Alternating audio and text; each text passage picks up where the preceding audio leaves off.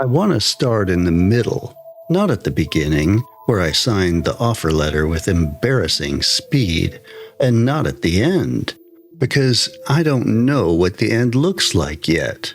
I want to start on the morning of my 5-month anniversary at Vantrel Solutions, when I walked into the break room to get coffee and found Delia Marsh standing at the window, just standing there, facing out, completely still. I said her name. She turned around slowly, and the thing that frightened me was not her expression. It was how long it took her to find one, like she'd had to go looking for it, like the face she'd showed me wasn't the face she'd been wearing a moment before. She smiled and said good morning. She got her coffee and left. Delia was at month 5 and 3 weeks. She graduated 4 days later. I'm telling you this from month 5 because I need someone to know what I know before it happens to me, in case what comes back isn't able to tell you itself. The job posting found me the way good things find you when you're desperate, quietly, at exactly the right moment, with language that seemed designed for your exact wounds. I had been out of work for 7 months, not fired, laid off. 43 people on the same Tuesday morning, which is the corporate way of saying it wasn't personal, while also making it feel as personal as possible. My name is Callum Frazier. I'm 31 years old. I have a lease, a student loan, a cat named Sable who requires prescription food, and at the time, exactly 4 months of savings left. The posting said Data Integration Analyst, Vantrel Solutions, competitive salary, full benefits, collaborative culture, rapid growth environment, the kind of language that means nothing and everything simultaneously. I applied at 11 p.m. on a Wednesday. I had an interview scheduled by 7 the next morning. That should have been the first flag. I was too relieved to hold it up. The office was in a glass building in the financial district, 34th floor, the kind of floor that makes the city look small and manageable below you, which I now understand was probably the point. The person who interviewed me was a woman named Barbara Jennings, head of talent integration, which I remember thinking was a slightly unusual title. She was warm, precise. She remembered things from my resume I'd half forgotten. She asked questions that felt less like screening and more like calibration. Not what you can do, but how do you think? Not what have you achieved, but what do you notice? At one point, she leaned forward and said, "We find that the people who thrive here are people with very strong internal signal, people who know who they are." I told her I thought I was one of those people. She smiled and said, "That's exactly what we're hoping to find out." Offer letter in my inbox by 5 p.m. I signed it in 11 minutes. Vantrel was by any visible measure a genuinely good place to work. The office was beautiful in the way that takes a lot of money to look effortless. Natural light from every angle, plants that were clearly being tended by an actual professional, not just someone's guilty optimism. A kitchen stocked with things I actually wanted to eat, which I recognize sounds trivial until you've spent 3 years at a company where the only free food was a bowl of stale mince by the printer. The people were smart and engaged, genuinely interested in their work. My team lead was a man named Oscar Rollins, who had the very specific gift of making complex problems feel solvable without making you feel stupid for finding them complex. I liked it there. I want to be honest about that. I genuinely liked it. The first strange thing was so small I almost didn't register it. About 3 weeks in, I noticed that there were no long-tenured employees, not a single person who had been here more than a year. I asked Oscar about it, casually over lunch. He said, "Vantrel has a very intentional talent pipeline. People graduate to other opportunities. It's part of the model." Graduate? I stored that word somewhere in the back of my head and kept eating my lunch. The second strange thing arrived at my 2-month mark. Every employee at Vantrel wore a badge, standard enough. What was slightly less standard, the badge was also a biometric monitor: heart rate, galvanic skin response, body temperature. The onboarding materials described it as a wellness initiative, stress reduction data, ergonomic optimization. Everyone wore them, so I wore mine. The third thing, monthly check-ins with a woman in a quiet office on the 36th floor, 2 floors above everything else. Her name was Dr. Connie Ferris. Her title on the directory was Alignment Specialist. The check-ins were framed as professional development. How are you settling in? What energizes you? What drains you? What do you think about on your way to work in the morning? That last one? I remember pausing on that one. She took notes on a tablet. Whatever I said, she would nod and type. Her expression never changed. Not bored, not interested, just collecting. I told my friend Rowena about it over drinks one Friday. She said it sounded like a cult. I laughed. I really did laugh. Around month 3, Barbara stopped by my desk, unscheduled, casual. She asked how I was settling in, whether I was sleeping well. I said I was, which was true. She said, "Good. How's Sable?" I went very still.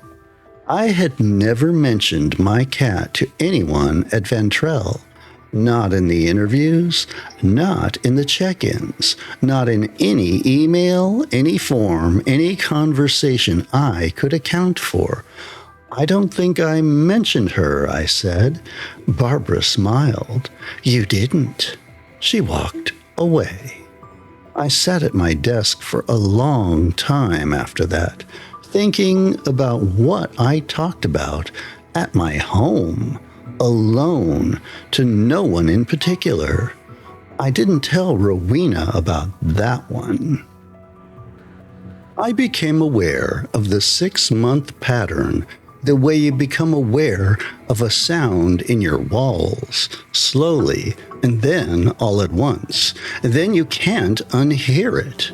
A man named Fen Castry had started 3 weeks before me. Smart guy, dry humor, brought homemade bread to the office once, which sounds like the kind of detail you'd forget. Except it was very good bread, and people talked about it for a week. At month 6, Fen wasn't there. No goodbye, no farewell email. His desk was cleared with the efficiency of a hotel room between checkouts. When I asked HR, A cheerful woman named Tess told me Finn had graduated to his next phase. That word again. I started paying attention to timelines. I started counting. In 2 months, I watched 7 people graduate. 7. Every single one of them at or just past the 6-month mark. Not fired and not resigned. Graduated. I tried to find them afterward. LinkedIn, mutual contacts, old messages. Most of them had profiles that hadn't been updated. 2 had listed new positions at companies I couldn't find any record of. 1, a woman named Adra Vole, had a profile that still listed Vantrel Solutions as her current employer. Present tense. Past the date she had disappeared from the office. I messaged her. She replied within 20 minutes. I loved my time there. Great culture, great people. The graduation process was really meaningful for me personally. You'll understand when it's your turn. I wrote back and asked if we could get a coffee sometime. She never replied. I sat with that message for a long time thinking about it. The syntax of it, the warmth of it, the way it answered every question except the actual question. It read like someone who had learned to talk about a place without being able to talk about what the place had done to them. I kept looking, going back through the profiles of every graduate I could find, and the further I looked, the stranger it got. Not just the messages, the likes, the comments, the little ambient traces people leave online without really thinking about them. They were too considered, too consistent, like someone who had studied how a person interacted online and was reproducing the pattern without understanding why any of it had originally been genuine. About a week after that, I passed Delia in the hallway. She was a month 5 by then. We'd always gotten along. She had a way of making even a bad meeting funny afterward. The kind of person who makes an office feel human. She stopped me. Her voice was low. "Don't skip your final alignment." I looked at her. "What?" She blinked. Something shifted in her face. Not a big shift, like a door closing very quietly at the end of a long hall. "I don't know why I said that," she said. She walked away. I didn't ask her about it. I think even then, I already didn't want to know the answer. I am a data integration analyst. My job, stripped to its bones, is to look at how information moves, where it comes from, where it goes, what gets left behind in transit. So I started applying those skills to Vantrel itself.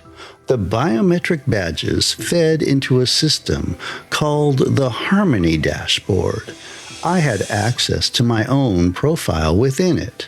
Most employees didn't look past the basic wellness charts. I looked further. There was a tab I wasn't supposed to be able to open. I opened it anyway, because nobody had anticipated that the person they were cataloging would be specifically skilled at following data to places it isn't supposed to go. The tab was labeled Audio Capture. I stared at that for a moment. Then I clicked the most recent file. It was me, at my desk, last Tuesday at 2:17 p.m. I remember last Tuesday at 2:17 p.m., I had been alone. I had been working through a data model that wasn't cooperating. At some point, under my breath, I said to no one, "Come on, just tell me what you are." The badge had recorded it, tagged it, filed it under verbal markers / persistent behavior / low frustration threshold. I scrolled back further. Jokes I had told, arguments I'd had with myself about whether to take the stairs, the time I called Sable's name into my phone on a long lunch break because I missed her and I felt slightly stupid about it. Every file tagged the same way, not transcribed, categorized. They weren't collecting what I said, they were collecting why. The specific shape of how I communicate when no one is listening, the syntax, the cadence, the particular way I reach for humor when something makes me uncomfortable. All of it logged into something the system called a resonance index. I looked down at the badge on my chest.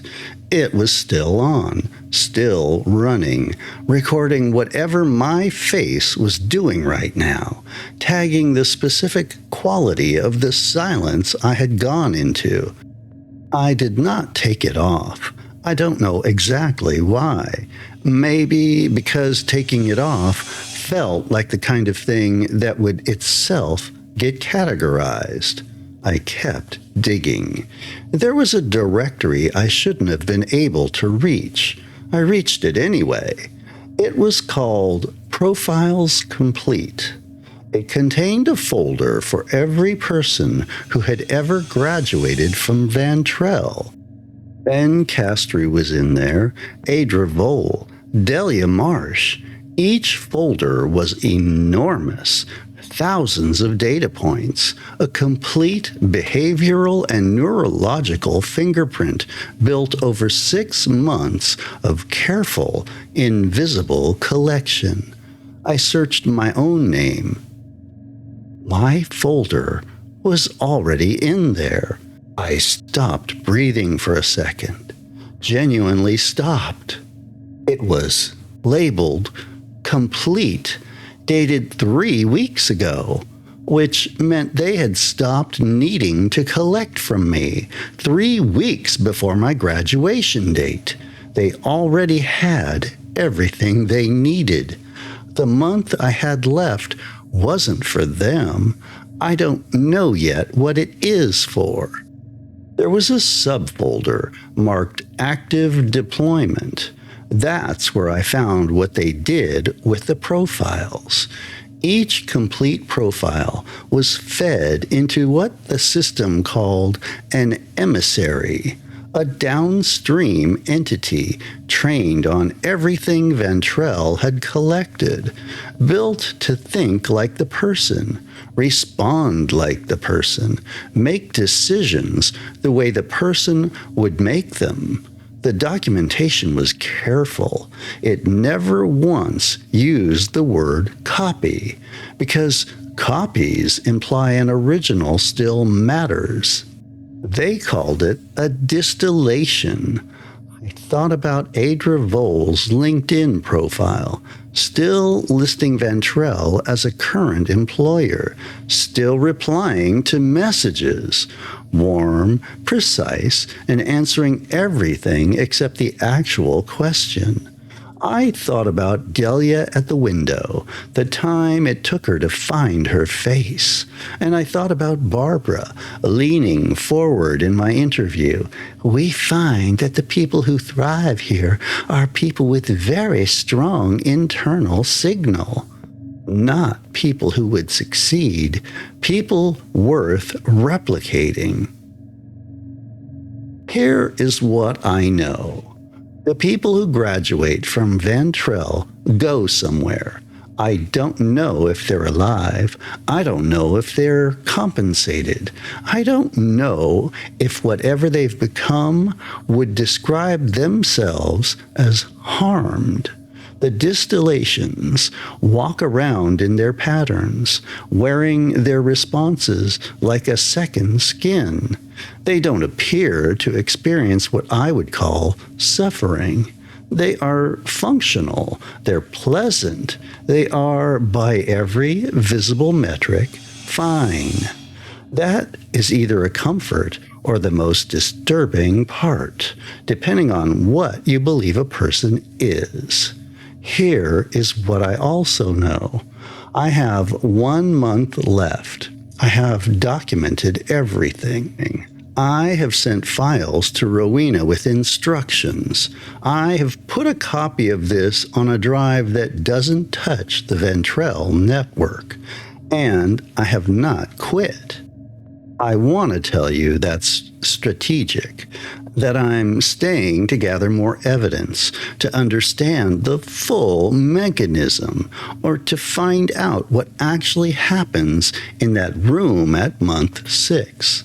Some of that is true, but here is the honest part.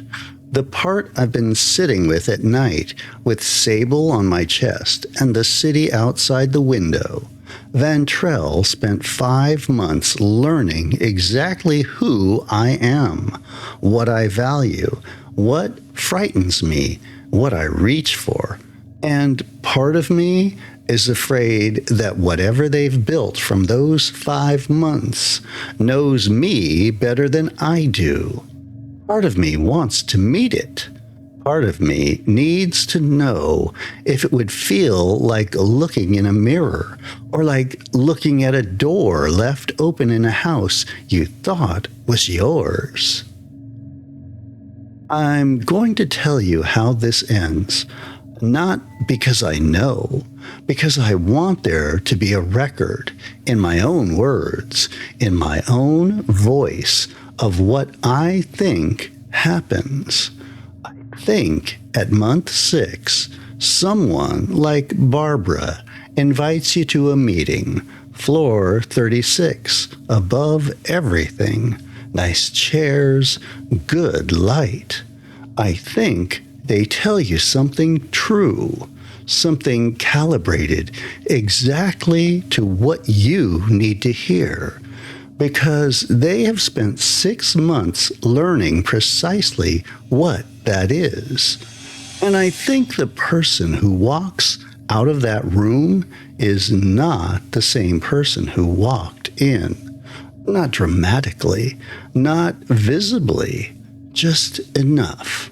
Just enough that the thing they extracted is now running cleanly. And the person who used to house it is still standing upright, still finding their face when someone says their name, still making coffee, answering emails, telling people they loved their time there. That record I mentioned, this recording. If what comes back from month 6 sounds like me, but gives you a different answer to this next question, you know something went wrong. Rowena, if you're listening, Sable's food is on the 2nd shelf, not the 1st. I always put it on the 2nd shelf. If I tell you it's on the 1st shelf, don't let me in. I want to ask you something. Not what would you do? I don't care about the hypothetical version of you. I want to know this. If someone spent 6 months watching you, learning every reflex, every pattern, every small true thing about who you are, and built something from all of it, would you be able to tell the difference between that thing and yourself? Or is the honest answer that the person you're hoping survives isn't the version they were ever trying to replace? I'm Dark Veil. Good night.